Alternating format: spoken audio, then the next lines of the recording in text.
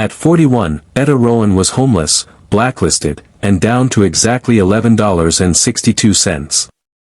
Harlan Pike, president of the Valley Mercantile Bank in Rillstone, Colorado, had cast her out because she would not alter the orchard ledgers to make decent families look like careless debtors, and because the little room she and her dying sister had rented above the feed store could no longer be paid for once the sickness bills came due. She had one worn carpetbag, one shawl smelling faintly of wood smoke and lavender, and that meager stack of coins warm from her own palm. Then, on the courthouse steps, in the thin brown light of an October sale, she spent $10 on the bank's repossessed orchard house north of town, a silent place with a sagging porch and half-dead trees that everyone else called cursed, foolish, and fit only for wind. It looked like the last mistake a ruined woman could make. Yet under its cellar steps, behind old stone and patient dark, something had been sealed away so long and kept so quietly that when it finally stirred, it would not only change Etta Rowan's life, but lay a hand beneath a starving valley and lift it back toward abundance. Settle in, and let us tell you the story of Etta Rowan. If you are listening from a place that feels overlooked or half forgotten, tell us so in the comments, because some of the truest stories begin there. Before the valley learned to speak of Etta Rowan with respect, it had known her mostly as the tall quiet woman who wrote a neat hand in brown ink and seemed to understand the language of damaged things.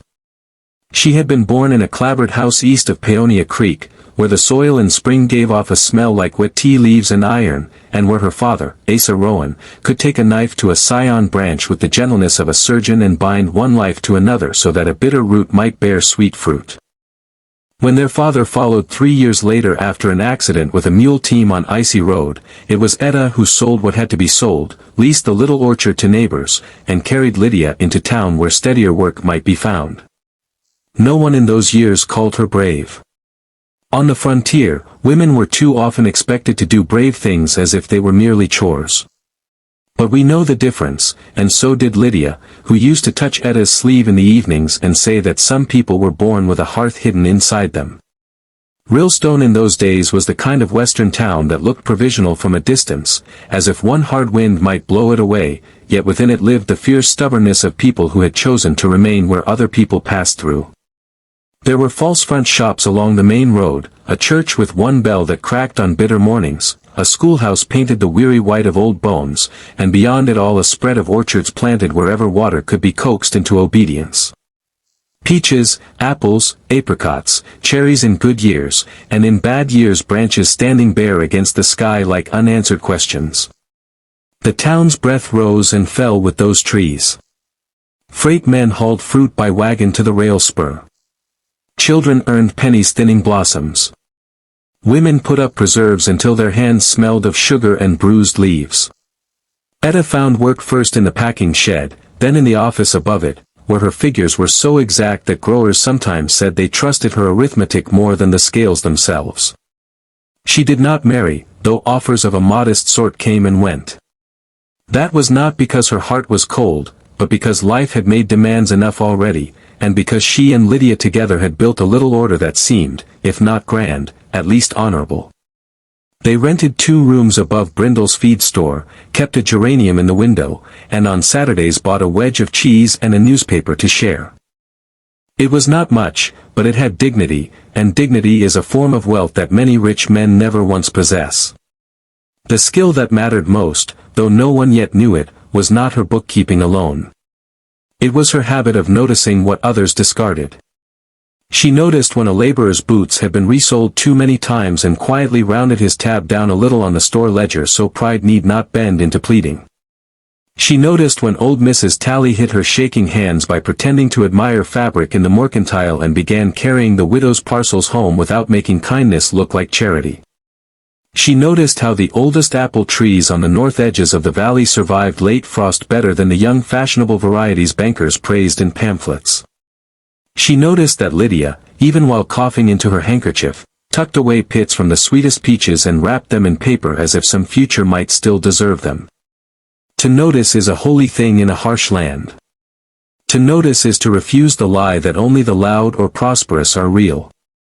Etta had that holiness in her from girlhood onward, and it would one day lead her to a hidden door by way of one fresh apple peel. The fall did not come all at once, because true ruin so rarely does. It came in installments, like cold entering under a threshold. There was a late freeze one spring that blackened whole slopes of blossoms and left the valley smelling of wilted petals and loss. There was a hailstorm in July the next year that beat the skin from peaches before they had fully blushed. There were freight rates raised by men in distant offices who had never touched orchard dust, and insects in the roots of several older groves, and a creeping weariness in the soil where too much had been asked and too little returned. Through each trouble the Valley Mercantile Bank extended notes and renewals and little smiles of patience, and farmers signed because orchards are not planted for one season only. A man buries his faith with every tree. Harlan Pike understood that. He had inherited the bank from his father, and with it a polished manner, a narrow jaw, and a theory that hardship was best measured by what could be extracted from it. He preferred debtors who were ashamed, because shame made people pliable. He liked paperwork whose cruelty looked tidy. Etta first crossed him in a dry summer when she discovered that several older growers' irrigation shares had been entered in a separate ledger under terms they had never agreed to. Pike explained it away as clerical correction. Etta, who knew every hand that usually wrote in those books and every blot in the office, knew better. She said nothing at first because she was careful and wanted proof, but once she began looking she found more. Interest figures changed by half points. Grace dates gone missing. Notes bundled together until a family who thought it owed on seed and barrels suddenly found itself charged for ditch repairs it had never approved. We have all seen such men, the ones who call theft management and would rather be thought respectable than honest. Etta kept copies where she could, not from boldness exactly, but from the older instinct her father had taught her in the orchard: when rot appears in one branch, inspect the trunk. Lydia's cough deepened. It had lived lightly in her for years, no more than a winter nuisance, but that year it turned grave, dragging blood bright as currant jelly into her handkerchief and leaving her too weak to climb the stairs without resting. Doctors were costly. Medicine was costlier still. Etta sold the small silver brooch that had been their mother's, then the sewing machine Lydia used for mending, then her own good winter boots, and bought another pair from a widow whose son had outgrown them. She took extra work at night copying invoices for the dry goods store. Cold and the lamp burning low, and for the first time since childhood felt not strong but emptied, as if some internal beam had cracked. Funeral costs followed grief as wolves follow an injured animal. Pike purchased the note from the undertaker. Then he came, not himself but by a clerk, to remind her that sentiment did not suspend obligation. By then most of the town knew she had crossed him, and many pitied her, but pity is not shelter. A few women brought broth. Old Mrs. Tally pressed 2 silver quarters into her hand. Brindle at the feed store gave her an extra day, then another. Yet even kindness has edges when winter comes on and everyone fears being the next to slip under. So it was that on a windy October morning, with Lydia buried on the rise above town and the room swept bare, Etta stood at the courthouse sale among men who had come to laugh, speculate, or buy acreage for less than mule price. The orchard house north of Rillstone was listed late, almost as an insult to the day's business. Bell Orchard, abandoned. Dwelling with cellar, pump, and 5 scrub acres. Repossessed for default. There had once been a widow there named Damaris Bell, a woman of quiet habits who sold late apples and quince jelly from a roadside table. After her death the place had sat untouched. Children said the trees whispered. Teamsters said the well had gone sour. A carpenter who had looked at the roof declared the whole thing would settle itself into the ground if given 2 hard winters. Harlan Pike had likely expected the tract to molder until it could be folded cheaply into some larger holding. But when bidding started at $8 and no one answered, Etta heard, as if from very far away, her father's voice saying that even a dying orchard still knew where water had once run. She put up her hand. A few men snorted. Pike, watching from the fringe of the crowd, narrowed his eyes. Another bid did not come. At $10 the gavel fell.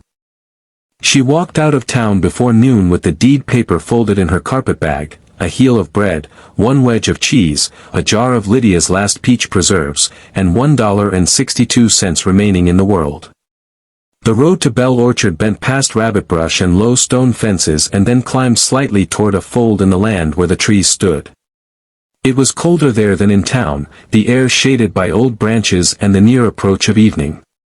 The house appeared first through the trunks, small and gray and unexpectedly dignified in its silence. Its porch rails leaned, yes, and one shutter hung crooked, and the orchard around it had gone half wild, with grass tall between the rows and many limbs unpruned. But the bones of the place were sounder than rumor had promised. The windows were dusty, not smashed. The chimney stood true. Behind the house a hand-laid stone wall enclosed what had once been a kitchen garden, now gone to fennel, dock, and volunteer mint. Etta stood in the yard with the key the clerk had given her and felt the foolishness of what she had done rise around her like cold water. $10 for a dead orchard and a lonely house. $10 because pride had outrun prudence. $10 because she could not bear another rented room where a man might tell her to go. Inside, however, there were signs of care that did not fit abandonment. The parlor smelled stale but not ruined. A blue crock sat washed on the dresser. The iron stove in the kitchen was rusting at the seams, yet someone had recently oiled its hinges.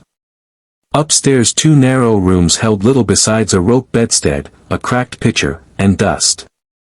But in the pantry she found shelves surprisingly free of mice droppings, and in the cellar, when she carried down a lamp to inspect the foundation, she saw that the earthen floor near the steps had been swept. Not perfectly, only carefully enough that the broom marks had settled over. She stood listening, the lamp flame wavering in her hand. Above her the house ticked and settled. Beyond the stone wall a crow called.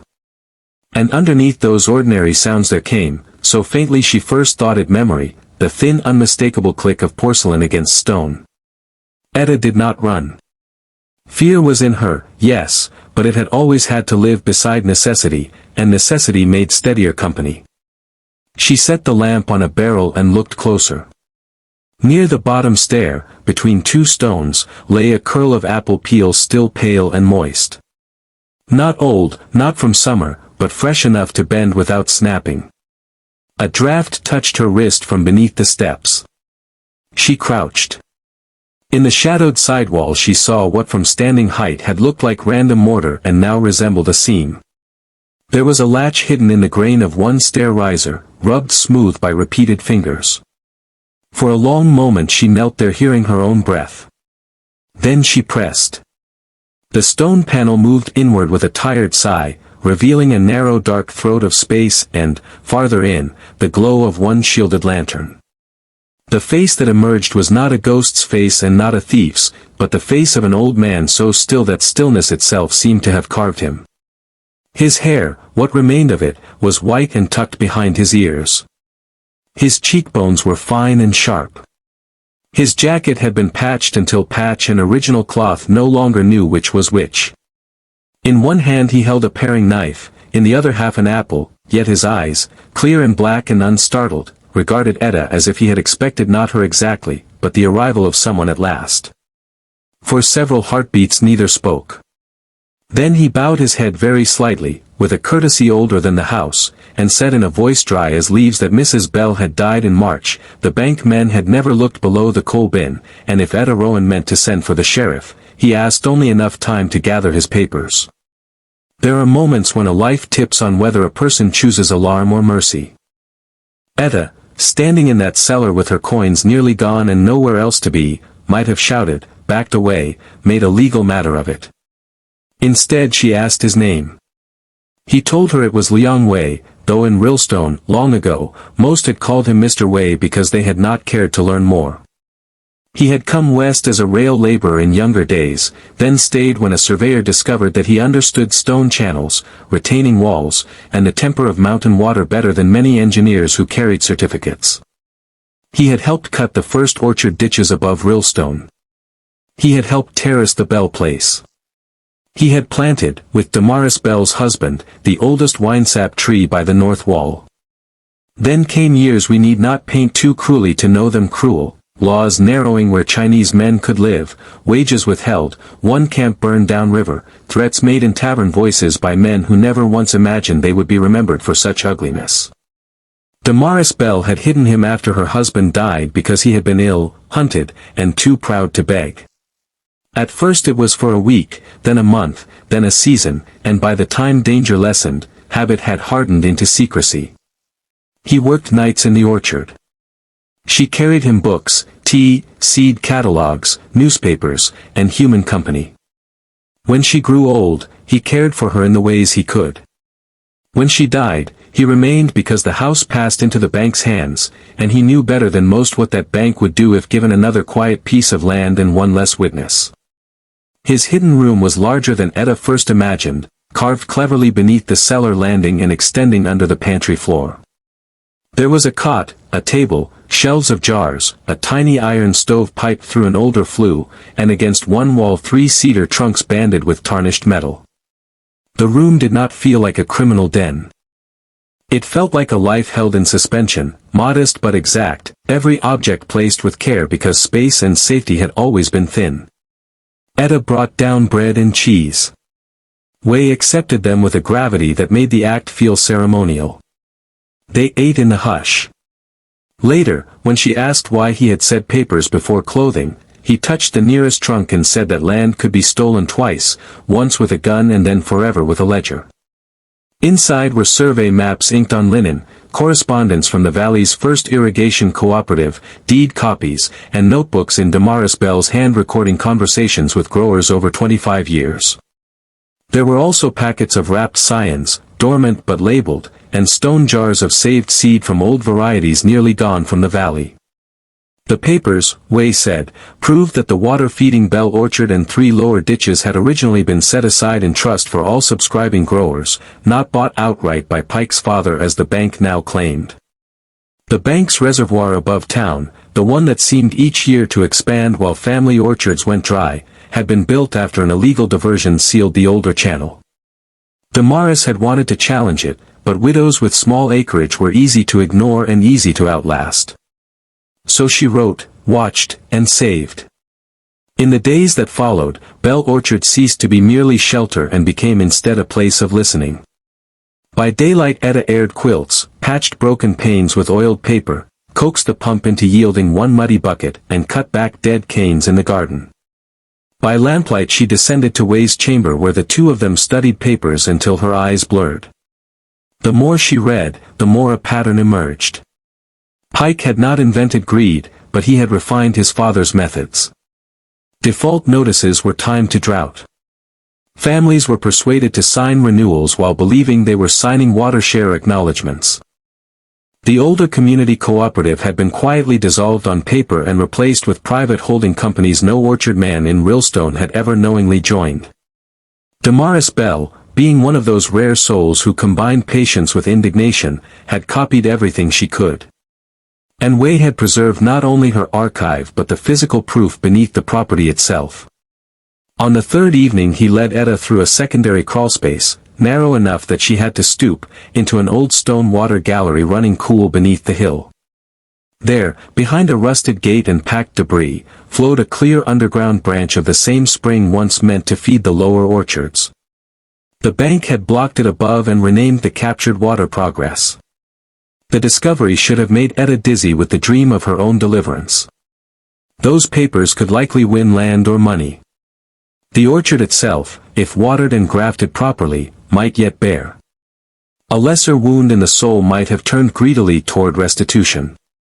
Yet Lydia's voice seemed to move beside her in the damp dark, reminding her that a restored table is more beautiful when others sit at it. Etta had seen too many kitchen shelves emptied by the bank's elegant theft to want only her own safety.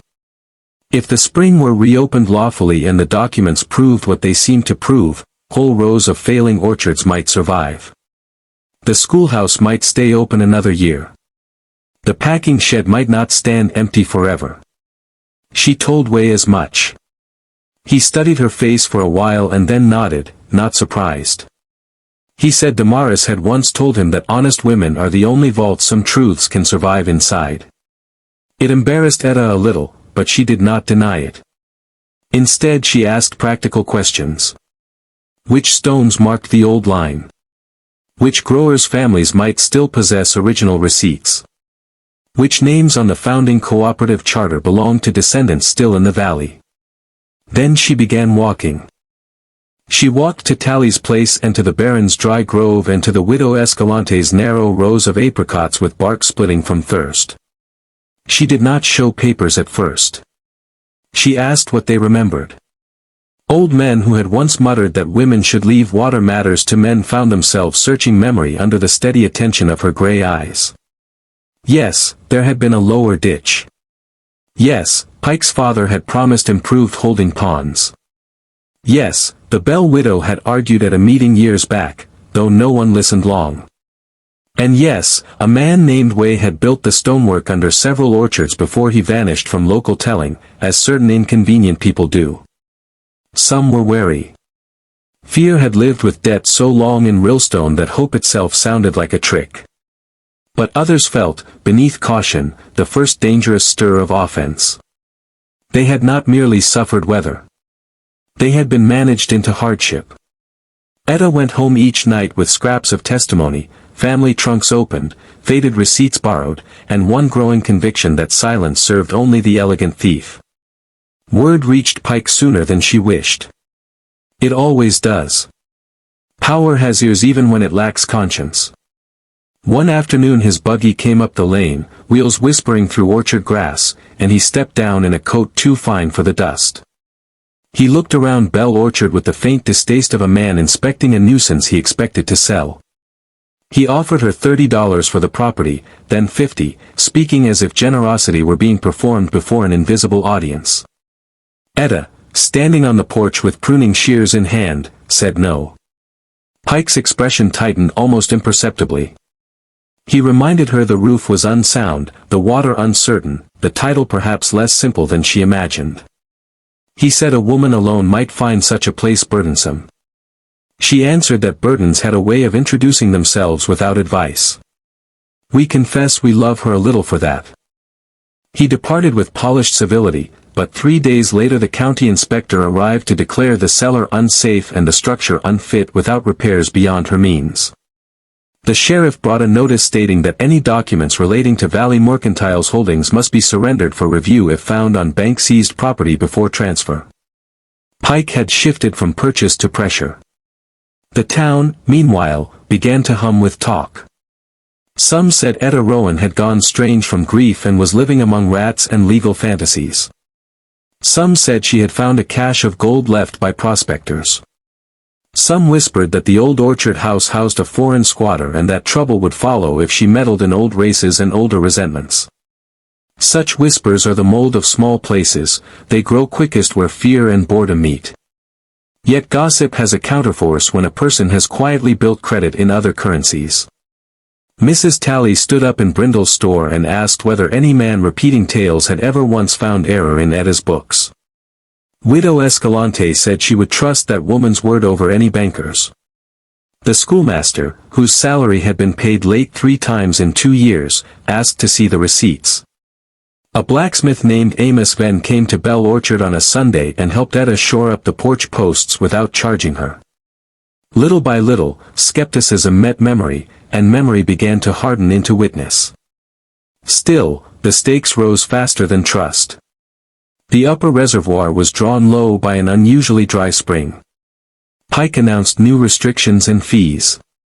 2 more families prepared to sell acreage. The church committee quietly discussed whether the school might close after harvest because too many children would be needed in fields elsewhere if their parents moved. Way, hearing these developments in his cellar chamber, seemed to shrink and sharpen at once, like a flame starved of oil. He had lived so long in concealment that the thought of stepping into public notice again chilled him more than the underground air. Yet he also knew the stonework under the valley better than any living person, and some proofs could not be laid on a table. They had to be walked to, touched, matched against the body of the land. One night, while wind rattled the loose shutters, he told Etta there was a capped survey marker beyond the north fence and another under Pike's own reservoir wall. If both aligned with Damaris's linen map, the old cooperative claim could be established before the county judge. But if Pike suspected the search, he might destroy one or both. So before dawn, with Amos Venn and the schoolmaster sworn to secrecy, Etta went out with shovels, measuring cord, and a lantern blackened on one side. They found the first marker under sage and root, a brass cap driven into stone, initials still visible beneath dirt, RVC, for Rillstone Valley Cooperative. The second lay half buried in an embankment above town where Pike's retaining wall had been raised years later. When Amos's crowbar rang against metal, the sound in that pale morning seemed to all of them like a bell struck underwater. Pike's wall had not merely crossed the old line. It had been built to bury it. By noon the schoolmaster had drawn affidavits.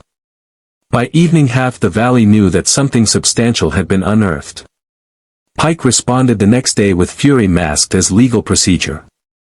He accused Etta of trespass and document tampering. He implied sedition against contract law, as though theft improved by stationery became sacred. He attempted to have Bell Orchard attached pending dispute. But now he was pushing against more than one woman's word. He was pushing against ground markers, founding receipts, duplicate ledgers, and the slow awakening of people who had suffered separately long enough to discover the strength of offense shared. The hearing was set for the first Monday in May in the county room above the Mercantile Hall, and the whole valley seemed to breathe toward it. We wish we could say courage comes into a person pure and unsplintered, but often it comes shivering. The night before, Etta sat on the cellar steps with her hands clasped so tightly the knuckles shone. If the judge sided with Pike, Bell Orchard could be taken, Way could be exposed to hostility without protection, and every family who had dared testify might face retaliation. Way came up one step from the hidden chamber and sat below her in the dimness, so that from a distance they might have looked like old kin paused between floors of the same house. He placed in her hand a final item Damaris had kept separate from the trunks, a folded letter addressed but never sent to the State Water Commissioner, setting out the history plainly and naming Way as original ditch builder and witness. Attached to it by ribbon was the brass orchard key Damaris had carried until death. She had written, in her careful hand, that when fear outlives justice, ordinary people must lend justice their lungs. Etta read that line twice. Then she stood, smoothed her skirt, and said they would go together. When the morning came, the room overflowed. Farmers in work coats, women in best hats faded by several Sundays, children kept unnaturally quiet, clerks leaning in doorways, Pike seated at the front in tailored dark wool with counsel beside him and confidence arranged on his face like furniture. Etta laid out the ledgers, receipts, map, and affidavits. The judge, an older man not famous for imagination but still susceptible to evidence, listened. Pike's lawyer attacked the provenance of every paper. Where had they been found? Why concealed? Why produced now? Etta answered evenly. Then Amos testified to the markers. The schoolmaster testified to matched boundaries. Widow Escalante, voice shaking but clear, testified that her husband had paid cooperative water fees for 7 years after the date Pike's records claimed the shares were privately absorbed. Murmurs moved through the room like breeze through leaves. Yet the turning point did not come from any of that. It came when Way, after a long silence in the rear, rose and walked forward. We do not think Rillstone had seen him in open daylight for over 20 years. Age had made him smaller than memory would have, but not less dignified. He carried with him no plea, only a rolled survey rod and the patience of a man who had already outweighed cruelty. Some in the room stared. Some looked ashamed before they fully knew why. Way spoke of stone grades, water pressure, flume depths, and the original layout of the lower ditch in such exact detail that even the judge sat straighter. He described building the gallery under Bell Orchard. He identified each marker and its intended line. He explained where Pike's father had ordered fill dumped. Then, with one dry hand, he unfolded a working notebook bearing the elder Pike's signature authorizing alterations after title transfer that had never legally occurred. It was all there, not as rhetoric but as craft, measurements and materials, a theft recorded by the very precision meant to hide it. The quiet in the room after his testimony had the weight of weather. Judgment was not instantaneous, because law likes its slowness, but the valley had turned before the gavel finally fell. The court ordered an injunction against further bank seizure of disputed lower water shares, a survey review, and temporary reopening of the Bell Line pending final adjudication. That very afternoon, with half the town following, Etta and Amos and 3 orchard men pried up the old gate in the underground gallery while Way directed from a chair set near the cellar wall, too frail for much labor but sharp enough to guide every move. Mud gave way. Silt coughed. A trapped branch spun free. Then, with a sound so soft at first some mistook it for sighing wind, water slid forward through the stone runnel, clear and cold and living. It entered the lower ditch by the Baron's Grove at dusk. Children shouted. One woman began to cry openly. Men who had spent years pretending endurance was the same as invulnerability took off their hats and stood as if in church. There are few miracles in this world that do not arrive by means of hidden labor finally released. This was one of them. The final restoration took months, as true restoration always does. Surveyors confirmed the fraud. State authorities, suddenly interested where locals had long been ignored, compelled the bank to unwind several illegal consolidations. Families regained water rights. Some parcels were restored outright, others received compensation. Etta could have claimed a handsome share for herself, especially once Damaris Bell's papers proved that the orchard house had been burdened beyond lawful debt and should never have passed so cheaply at all. Instead she asked the court to recognize Bell Orchard as her property, reimburse basic damages, and direct the remainder of recovered funds into a revived community cooperative for irrigation repair, graft stock, and a small preserving house so widows and orchard families might earn through winter. She used Way's saved scions and Lydia's old packets of peach pits to begin a nursery along the north wall, labeling each row in the same neat hand that had once balanced other men's deceptions. Amos rebuilt the porch. The schoolmaster organized ledger lessons for growers and used to contracts. Mrs. Talley and Widow Escalante ran the preserving kettles that first autumn in a cleaned-out barn, and the smell of simmering fruit drifted across the valley like an argument against despair. As for Harlan Pike, his justice was not theatrical. No mob came for him. No pistol solved what paper had ruined. His justice was quieter, which is to say more exact. The board removed him from daily control. Creditors, finding his own side agreements less elegant under scrutiny, called notes he had assumed forever pliable. The reservoir expansion ceased. His house on the South Ridge, with its imported wallpaper and view of orchards he had hoped one day to own entire, was sold 2 years later to satisfy obligations. People in town did not spit when he passed. They did something worse to a proud man, they looked past him as if his importance had been a story that failed. He had built his life on the assumption that those he hurt would remain isolated and ashamed. Instead they had remembered one another. There is karma enough in that for most human hearts. Way did not stay hidden after the hearing, though neither did he become a public spectacle. He moved into the downstairs room facing east where the morning sun could find him, and children grew used to seeing him seated beneath the oldest winesap, trimming grafts with that same surgeon's care Etta remembered from her father. He taught her how to read the bark for thirst, how to set stones so water slowed rather than fought, how certain roots carried bitterness without surrendering strength. In return, she read aloud to him from newspapers and Lydia's saved books and made certain the town learned his name correctly. That mattered to her. Names are a kind of justice too. When he died some winters later, it was not in fear below the stairs but in his own bed with orchard branches tapping the window and the valley, at last, aware of the debt it owed him. So when people later told the story, as people always do, they often began with the strangeness of it, a destitute woman buying a repossessed orchard house for $10 and finding a man living under the cellar steps among papers that could topple a banker. Yet that, though marvelous, was not the whole truth. The whole truth was quieter. Woman who had lost nearly everything did not let loss make her small. She took the most disregarded place in the valley and listened long enough to hear what it had been trying to say. She believed the hidden before it was profitable, the elderly before they were fashionable, the poor before they were convenient.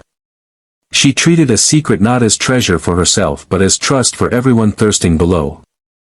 And because she did, water returned to rows of trees that had nearly given up, schoolchildren remained in their desks another year, widows found winter work, and a town that had learned to bow its head before polished theft stood up with dirt still under its fingernails and called things by their right names. At 41, Etta Rowan had indeed been homeless, blacklisted, and down to $11.62. The house everyone mocked as ruined had looked like the last foolish purchase of a woman already beaten by grief. But the world is forever misjudging what is quiet. Under neglected stairs, beneath old paper, inside people spoken over and places written off, whole futures sometimes wait. Etta did not save Rillstone because she was the strongest person there, though she was strong. She saved it because she remained faithful to small honest acts even when no audience rewarded them. She looked closely. She kept faith with the dead. She shared what could have enriched only her. And when the valley was restored enough for spring blossoms to return in long pale rows across the north fields, many who walked those roads would pause by Bell Orchard and see her on the porch, ledger open, pruning knife at hand, and understand that some women become landmarks without ever seeking to. Thank you for spending this time with us and with Etta Rowan, whose story reminds us that what others dismiss may be carrying the very thing a whole community needs. If this tale stayed with you, share it with someone who still believes quiet goodness matters. And before you go, tell us this: what is a time in your own life when you found real value in something other people had already written off? Until next time, stay close.